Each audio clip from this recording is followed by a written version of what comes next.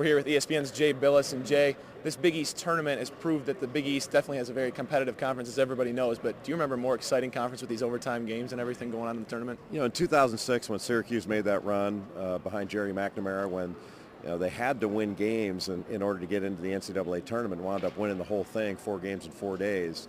That might have rivaled this a little bit, but nothing rivaled last night's game, where you go 6 overtimes, and especially 2 heavyweights with Syracuse and UConn, with the history they've brought to this tournament.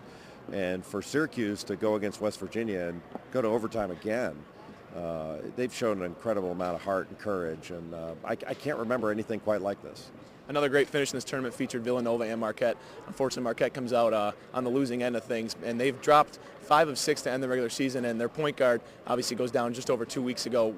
Being a former player yourself, where is this team mentally right now? You know, it's hard to say. I've never really seen anything quite like that either, and I feel so badly for Dominic James, because he's one of the great competitors that I've covered in my time with ESPN, and you know, I think the world of him. And Marquette has had such a great season. And in a year where they were competing not only for a Big East championship, but even more, I mean, national championship caliber team, to have their point guard go down, their leader, it shakes you. And they're not the same team.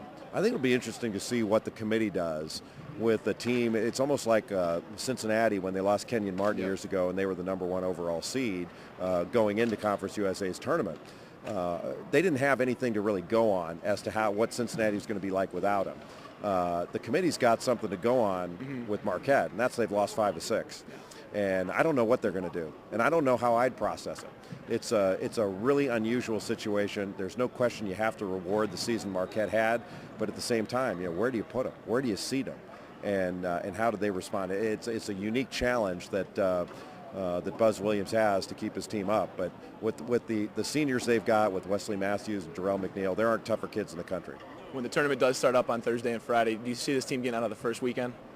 It depends on who they're playing. Yeah. You know, it's who you play and how you play. Would I wager on it? No.